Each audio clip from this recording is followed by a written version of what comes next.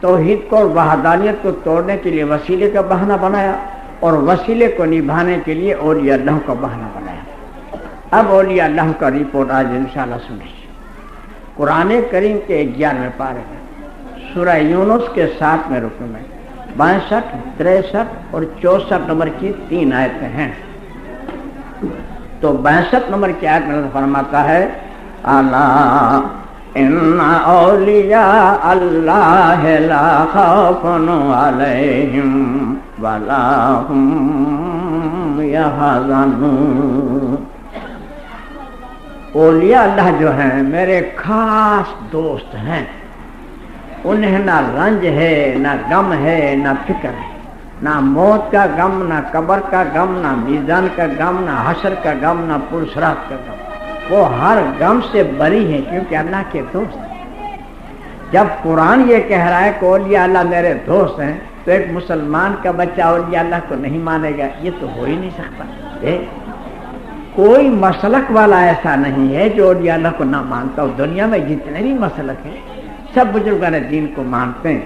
جھگڑا کہاں پڑتا ہے یہ انشاءاللہ بعد میں بتائیں گے، آپ سمجھا؟ مانتے تو سبھی ہیں، اس میں تو کسی کا اختلاف ہے ہی نہیں۔ اللہ نے ان کو اپنا دوست کیوں بنائے؟ ان کا خلاصہ 63 نمبر کی آیت میں ہے الذین آمنوا وکانوا یتقون۔ یہ لوگ ایمان لائے اور پرہیزگاری اختیار کی، اپنا اپنا سمجھے، پرایا پرایا سمجھے، تو اللہ تعالیٰ نے ان کو اپنے دوست بنا لیے۔ پھر 64 نمبر کی آیت میں فرماتا ہے لَهُمُ الْبُشْرَى فِي الْحَيَاةِ الدُّنْيَا وَفِي الْآخِرَةِ۔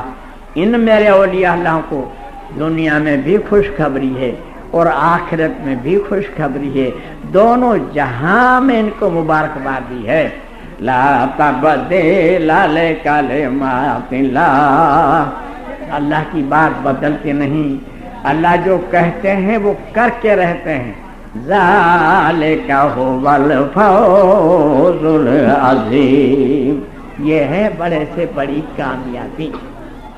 کسی کو چاقو مار دینا، کسی کو لاٹھی مار دینا، کسی کو گولی مار دینا، کسی کی عزت لے لینا، کسی کا پیسہ کھا جانا، کسی کی برائی بیان کر دینا، کسی پہ مقدمہ ظاہر کر دینا، یہ کامیابی کی دلیل نہیں۔ کامیابی کی دلیل یہ ہے کہ اللہ ہم سے راضی ہو جائے، ہم اللہ سے راضی ہو جائیں، یہ ہے کامیابی کی دلیل۔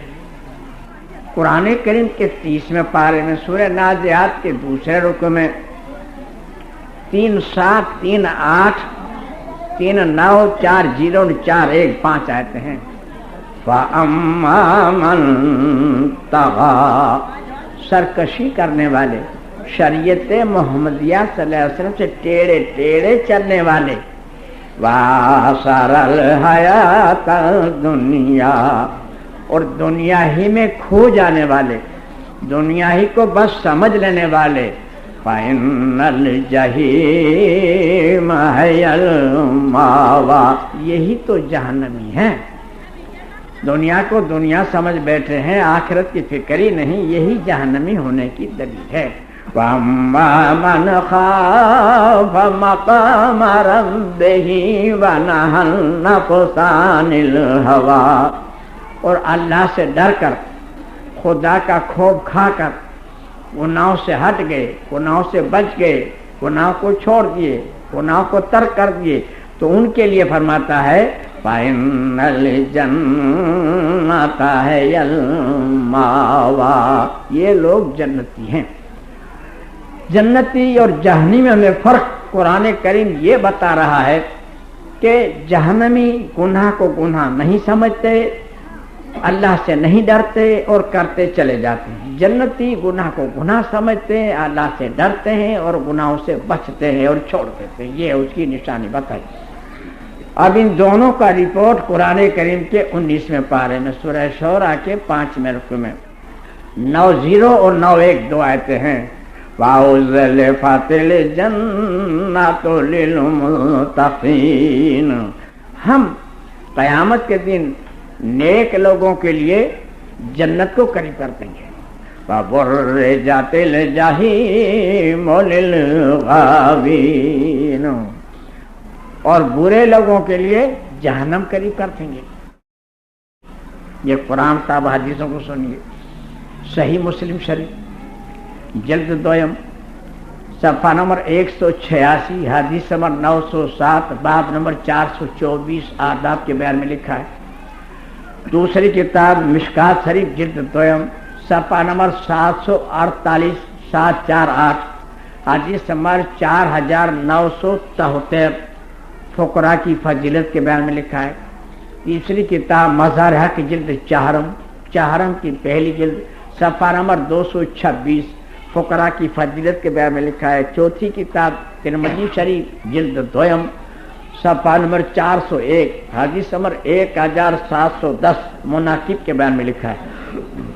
صحیح مسلم شریف مشکات شریف مظہر حق کی حدیث کے راوی حضرت ابو ہریرہ رضی اللہ تعالی عنہ اور ترمذی شریف کی حدیث کے راوی حضرت انس رضی اللہ تعالی عنہ فرماتے ہیں کہ حضور نبی کریم صلی اللہ علیہ وسلم سے فرمایا کہ کچھ اللہ کے بندے دنیا میں ایسے بھی ہیں کہ جن کے بال بکھرے ہوئے ہوں گے، کپڑے پھٹے ہوئے ہوں گے، آپ کو پریشان حال نظر آ رہے ہوں گے، اور آپ کے گھر کے دروازے پر اگر آ جائیں تو آپ ان کو دھکے مار کے نکال کہ جاؤ بابا جاؤ معاف کرو، آگے جاؤ جاؤ معاف کرو.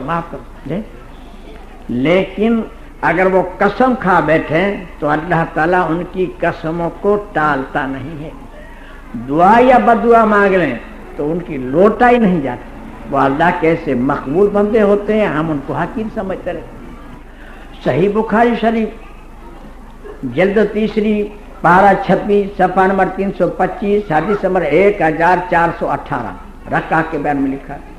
دوسری کتاب مشکات شریف جلد پہلی صفحہ نمبر 372 حدیث نمبر 2142 ذکر الہی کے بیان میں لکھا ہے. تیسری کتاب مظہر حق جلد دویم صفحہ نمبر 249 ذکر الہی کے بیان میں لکھا ہے. چوتھی کتاب تفسیر ابن کثیر پارہ 14 صفحہ نمبر 47 سورہ نحل کے 11 رکوع کی تفسیر میں لکھا ہے.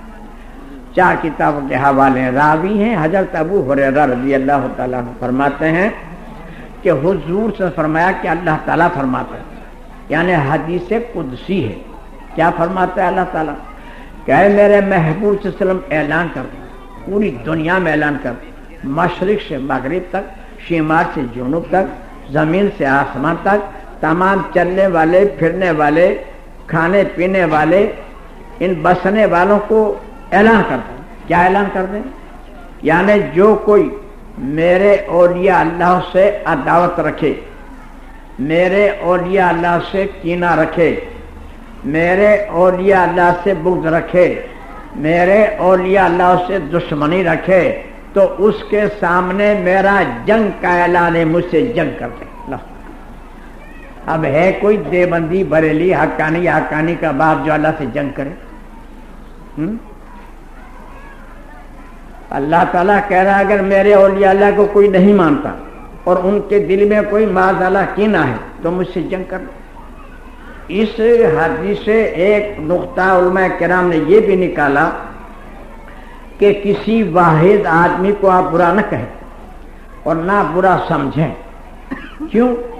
اس لیے کہ جس کو ہم برا کہہ رہے ہیں یا برا سمجھ رہے ہیں اور اللہ نے ان کو اپنا دوست بنا لیا ہے تو ہم نے تو اللہ کی چیلنج کو قبول کر لیا.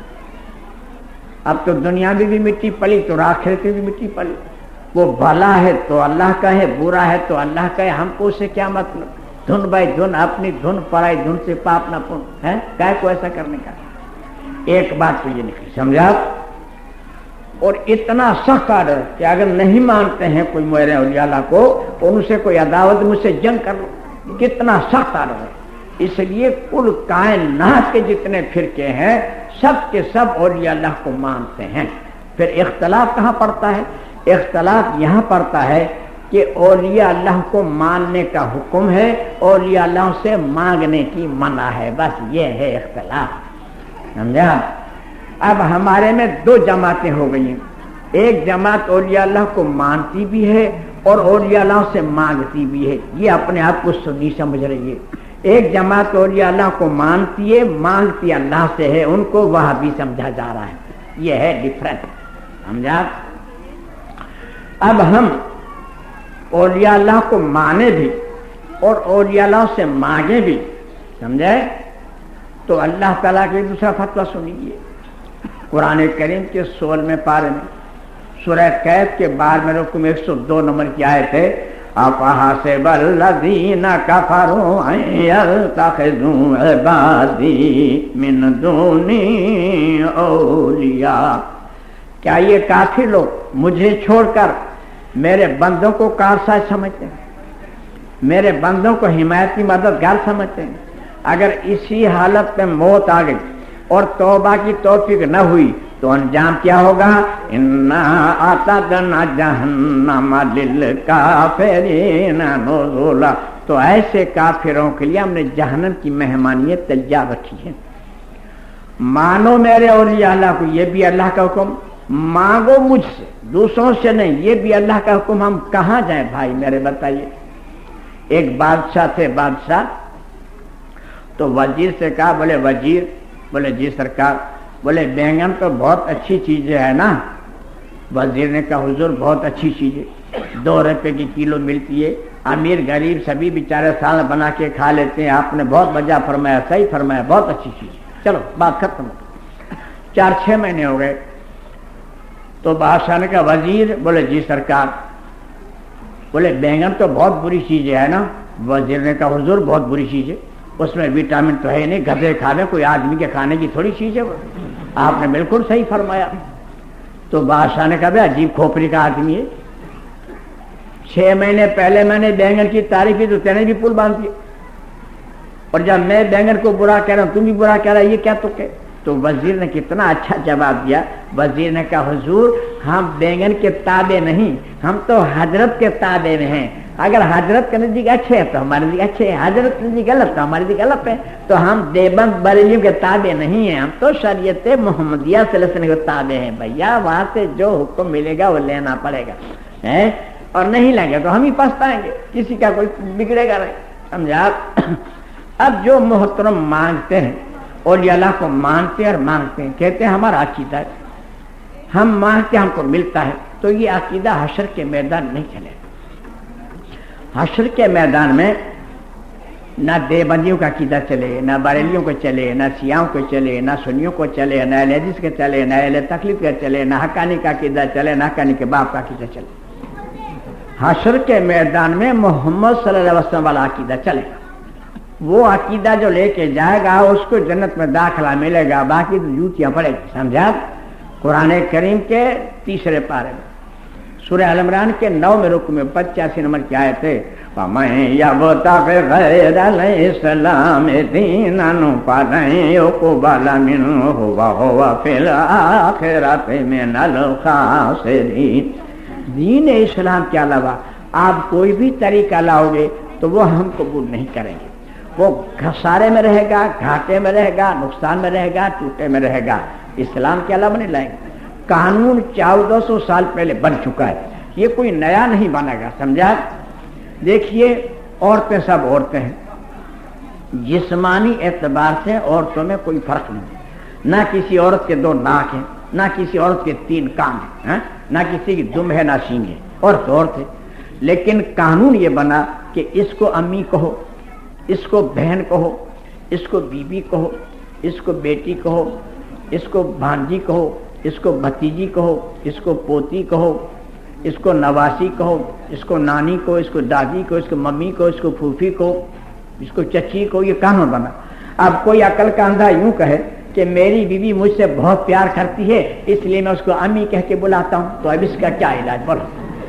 ہاں آج اس کو کیا کیا جائے؟ اس کو سمجھانے کے لیے آپ کے پاس یہی الفاظ ہوں گے کہ بھائی شریعت نے حرام قرار دیا ہے، بیوی کو امی نہیں کہہ سکتے، حرام ہے. اب وہ ہمارے پہ غصہ ہو جائے، واہ صاحب تم تو وہابی ہو گئے، تمہارا تو عقیدہ خراب ہو گیا، میرا تو عقیدہ کہ میری بیوی میری امی کے برابر. تو بھائی اس طرح سے اپنا عقیدہ کوئی بنا لے تو اس کا تو دنیا میں کوئی علاج نہیں. ہمارا مذہب کتابی ہے، رواجی نہیں. سمجھے آپ؟ جو ہے لکھا ہوگا. اور اگر دیوبند بریلی میں ہم کو شک پڑے تو دیوبند بریلی کا جنم نہیں تھا، اس کے پہلے کی بھی کتابیں موجود ہیں. اور الحمدللہ ابھی ہم کل ہیں، ہم سے نمبر لے لیجیے آپ کو جو چاہیے جس بات کا.